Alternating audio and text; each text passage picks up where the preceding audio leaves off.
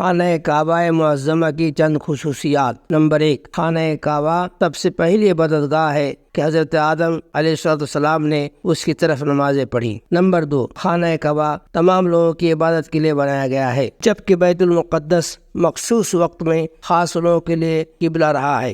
Number 3، خانہ کعبہ مکہ معظمہ میں واقع ہے، جہاں ایک نیکی کا ثواب 1,00,000 کے برابر ہے۔ نمبر 4، خانہ کعبہ اس کا حج فرض کیا گیا ہے اور کسی بھی گھر کا حج فرض نہیں کیا گیا۔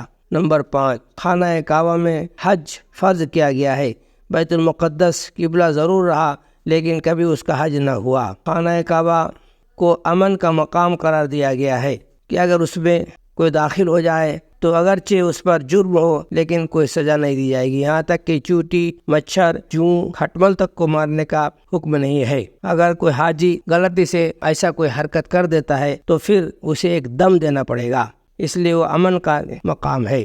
نمبر 7، خانہ کعبہ میں بہت سی نشانیاں رکھی گئی ہیں، جن میں ایک مقام ابراہیمی ہے۔ مقام ابراہیمی اس پتھر کو کہتے ہیں جس میں حضرت ابراہیم علیہ السلام کھڑے ہو کر خانہ کعبہ کی تعمیر کیا کرتے تھے، اور وہ پتھر لفٹ کا کام دیا کرتا تھا۔ جب نیچے سے پتھر لینا ہوتا تو جھک جاتا، نیچے آ جاتا، اور جب اوپر دیوار میں پتھر رکھنی ہوتی تو وہ پتھر اونچا ہو جاتا اور آپ کا ہاتھ یعنی حضرت ابراہیم علیہ السلام کا ہاتھ اس دیوار تک پہنچ جاتا۔ اس پتھر کو خانہ کعبہ کے سامنے رکھ دیا گیا ہے اور وہیں سے اسی پتھر کے پاس سے طواف کعبہ کی شروعات بھی ہوتی ہے اور وہی 2 رکعت نماز بھی پڑھتے ہیں۔ بڑی عظمت ہے اس پتھر کو کہ اللہ پاک نے اس کو نبی کے قدم سے لگنے کے صدقے میں قیامت تک کے لیے ایک عظمت کی جگہ بنا دیا اور اس کو مقام ابراہیم کا نام دیا گیا۔ سبحان اللہ، سبحان اللہ۔ کمنٹ میں آپ ضرور سبحان اللہ لکھیں، اور خانہ کعبہ کی زیارت کے لیے اگر تمنا ہو تو آپ آمین کہیں۔ خانہ کعبہ میں بہت سی فضیلتیں اور نشانیاں ہیں جو اس کی عزت و حرمت اور فضیلت پر دلالت کرتی ہیں۔ ان نشانیوں میں سے بعض یہ ہیں کہ پرندے کعبہ شریف کے اوپر نہیں بیٹھتے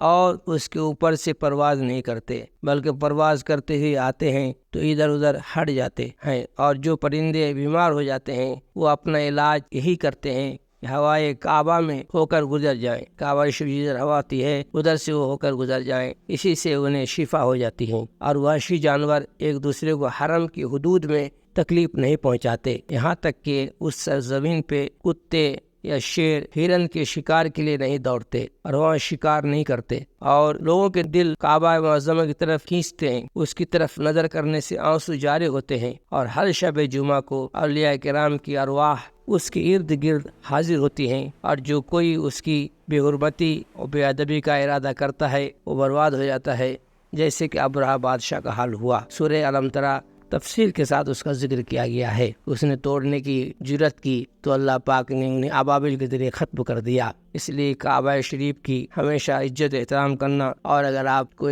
جانے کا ارادہ ہو تو اللہ سے دعا کریں، اور یہ اگر مضمون آپ کو اچھا پسند آیا ہو تو آمین ضرور لکھیں۔